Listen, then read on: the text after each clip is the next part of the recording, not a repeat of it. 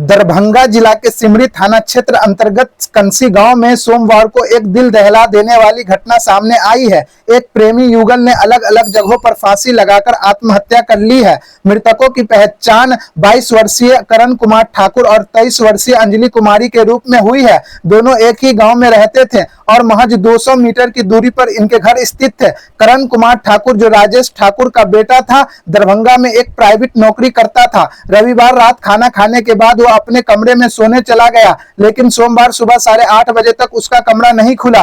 तो परिजनों ने खिड़की से झांककर देखा। अंदर का नजारा देखकर सब स्तंभ रह गए। करण पंखे से लटका हुआ था। तुरंत इसकी सूचना पुलिस को दी गई। दूसरी ओर अंजलि कुमारी की लाश भी फंदे से लटकी हुई मिली। वह मूल रूप से मधुबनी जिला के साहरघाट थाना क्षेत्र के अशोक नाथ झा की पुत्री थी। कुछ समय से वह अपने नानी के घर कंसी गांव में रहती थी। घटना के बाद अंजलि के नानी के घर के सभी लोग फरार हैं और घर पर ताला लगा हुआ है, जिससे इलाके में और भी सनसनी फैल गई है। सिमरी थाना अध्यक्ष मनीष कुमार ने बताया कि प्रथम दृष्टि से यह मामला प्रेम प्रसन्न से जुड़ा हुआ प्रतीत होता है। दोनों शवों को पोस्टमार्टम के लिए डीएमसीएच भेज दिया गया है। बाकी आप इस वीडियो में देखें मौके पर स्थित लोगों ने क्या कुछ कहा।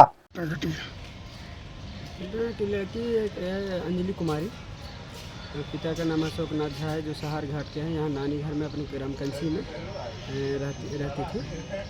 और सुबह से इनके परिजन द्वारा सूचना दी गई कि इनके द्वारा आत्महत्या कर लिया गया है, जिसे लेकर हम डीएमसीएच आए थे।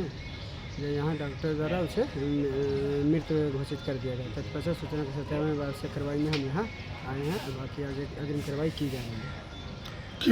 कितने लोगों की मौत हुई है और क्या लगता है? ग्राम कंसी का एक और लड़का है जिसका नाम करण कुमार ठाकुर है, पिता का नाम राजेश ठाकुर है।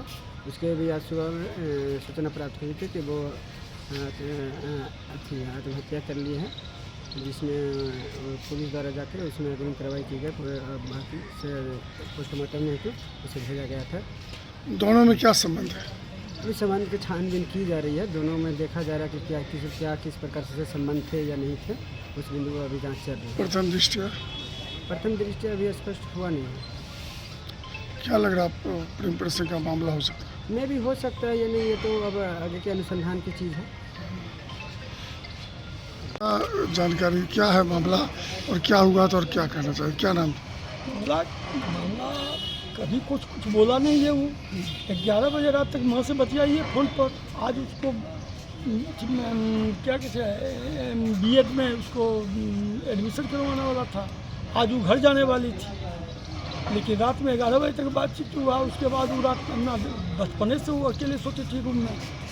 अब रूम बंद किया हुआ था। नाना नानी जो है उसको उठाने के लिए गए। नानी से नहीं उठाया तो नाना खुशिया के 2 ही आदमी, बूढ़ा बूढ़ी, नाना नानी और बच्ची रहती थी। तो गेट में मारे हैं तो देखे उसको लटका हुआ है। तब तक घर पास के रोने लगा तो गिर गया। गिरने के बाद उसको यहाँ सोचे जो तनियों से जान बचा हुआ होगा।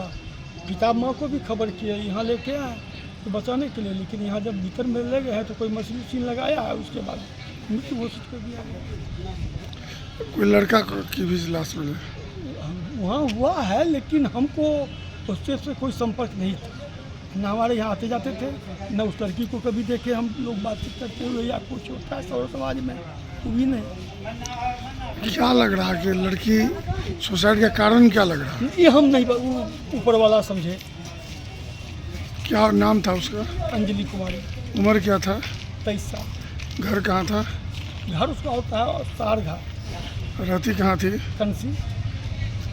किसके यहाँ? अपने नाना के यहाँ। नाना का नाम था श्री सत्यनारायण झा। क्या करती थी वहाँ?